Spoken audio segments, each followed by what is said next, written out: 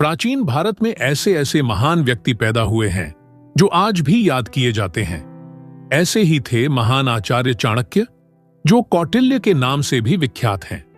वह तक्षशिला विश्वविद्यालय के आचार्य थे। उन्होंने कई ग्रंथों की रचना की है, जिनमें अर्थशास्त्र सबसे प्रमुख है। अर्थशास्त्र को मौर्यकालीन भारतीय समाज का दर्पण माना जाता है। इसके अलावा भी उन्होंने कई ऐसे काम किए हैं जिनकी बदौलत उन्हें हमेशा से याद किया जाता रहा है और शायद आगे भी याद किया जाता रहेगा। माना जाता है कि आचार्य चाणक्य का जन्म ईसा पूर्व 375 में हुआ था, जबकि मृत्यु ईसा पूर्व 283 में हुई थी। लेकिन उनकी मौत कैसे हुई थी, यह आज भी एक रहस्य ही बनी हुई है। 4वीं शताब्दी में रचित संस्कृत के ऐतिहासिक नाटक मुद्रा राक्षस के अनुसार चाणक्य का असली नाम विष्णुगुप्त था। माना जाता है कि यह नाम उन्होंने खुद रखा था और इसके पीछे एक कहानी प्रचलित है।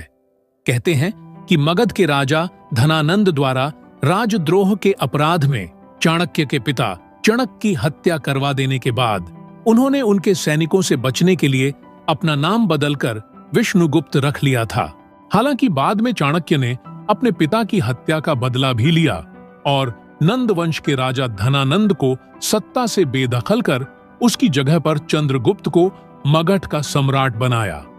कौटिल्य यानी चाणक्य द्वारा नंद वंश का विनाश और मौर्य वंश की स्थापना से संबंधित कथा विष्णु पुराण में आती है।